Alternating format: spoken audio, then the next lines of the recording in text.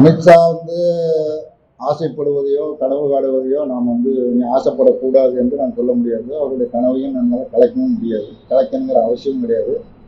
அமித்ஷா விரும்புவதை போல தமிழ்நாட்டில் எந்த மாற்றத்தையும் ஏற்படுத்த முடியாது.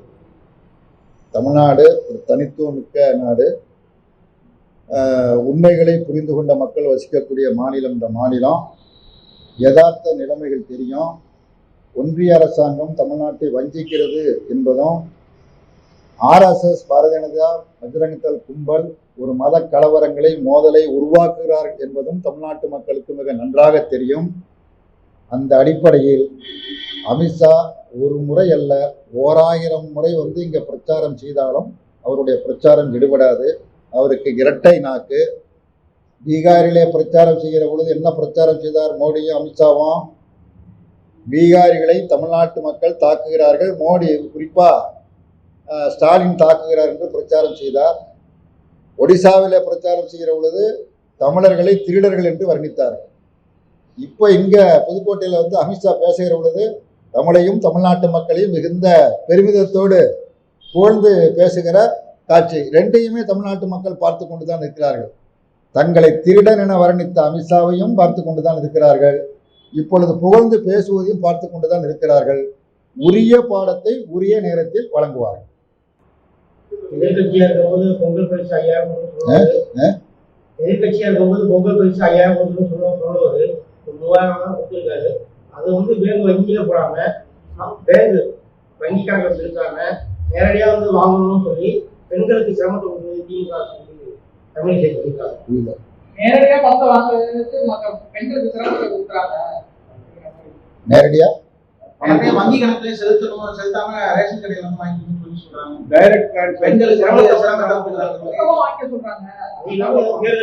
அதாவது அவங்க என்ன சொல்றாங்கன்னா, அரசு பணியாளர் ஆசிரியர் பிரச்சனையை தீர்த்தோன்னு தீர்க்கிறதுக்கு முதல் நாள் வரைக்கும் நான் என்ன பேசிட்டு இருந்தாருன்னா, ஆசிரியர்களும் அரசு பணியாளர் போராடி பிரச்சனை தீர்க்கப்படவில்லைன்னு பேசிட்டு இருந்தாரு. பிரச்சனையை தீர்த்தோன்னே இது தேர்தலுக்காக தீர்க்கப்பட்டிருக்கு அப்படிங்கிறாரு. அப்படின்னா தீர்க்க வேண்டாங்கிறாரு. பிரச்சனையை தீர்க்காதீங்க, பிரச்சனை நீடிச்சுக்கிட்டே இருக்கோம், அப்போதான் நாங்கள் சௌரியமாக இருப்போம்னு நினைக்கிறாரு. அதே மாதிரி பொங்கலுக்கு உங்களுக்கு நல்ல மனம் இருந்தால் வரவேற்கணும், முடியலையா அமைதியானாச்சும் இருக்கணும். பொங்கலுக்கு 3000 ரூபா பணம் கொடுக்குறாங்க. கரும்பு 1 கிலோ, கரும்பு முழு கரும்பு 1 கிலோ, அரிசி 1 கிலோ சர்க்கரை கொடுக்கப்படுகிறது.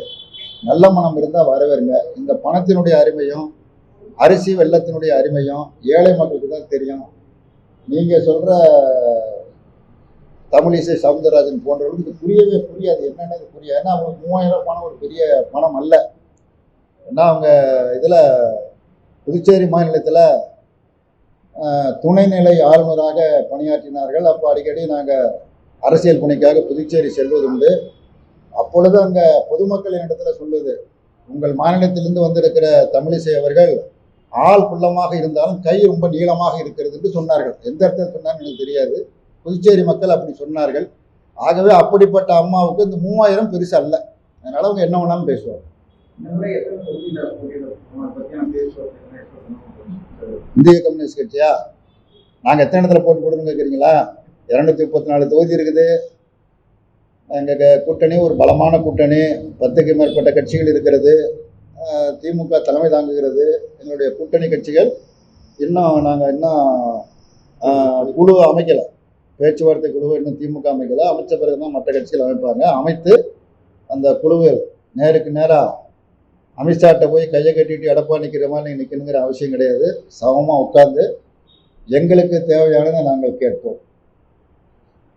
அவர்களால் என்ன கொடுக்க முடியும் என்பது அவர்கள் சொல்வார்கள். 2 பேரும் பரஸ்பரம் தீர்த்து கொள்வோம். இது பொது வெளியில் விவாதிக்கக்கூடிய விஷயம் அல்ல. இதுவரைக்கும் கள நிலவரம் 4 முனை போட்டியாக தான் இருக்குது. ஒருவேளை இப்போ அமித்ஷாவை வேலுமணி போன்றவர்கள் ரகசியமாக சந்திப்பதன் மூலமாக 5 முனை போட்டி ஏற்பட்டாலும் ஆச்சரியப்படுவதற்கு இல்லை.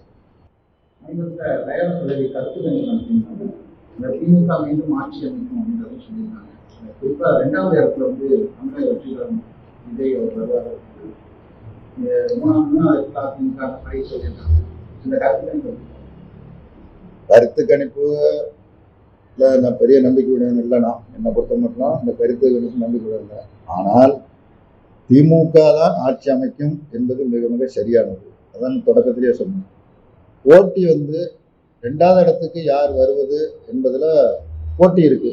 அந்த போட்டி புதிதாக தொடங்கி இருக்கிற கட்சிக்கும் ஏற்கனவே இருக்கிற கட்சிக்கும் அதிமுகவும் விஜய் கட்சிக்குமான போட்டி. 2வது இடத்துக்கு யார் வர்றது என்பதில் போட்டி இருக்குது.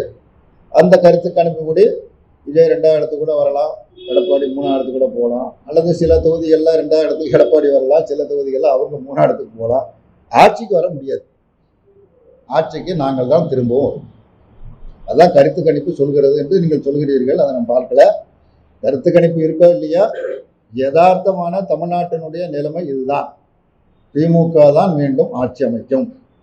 செய்திகளை உடனுக்குடன் தெரிந்து கொள்ள கீழ்க்கண்ட கேபிள் மற்றும் டிடிஹெச் நெட்வொர்க்குகளில் எம்நாடு செய்தி தொலைக்காட்சியை காணுங்கள். பாதகம் செய்பவரை கண்டால் நாம் பயம் கொள்ளலாகாது பாப்பா. மோதி மிதித்து விடு பாப்பா, அவர் முகத்தில் உமிழ்ந்து விடு பாப்பா.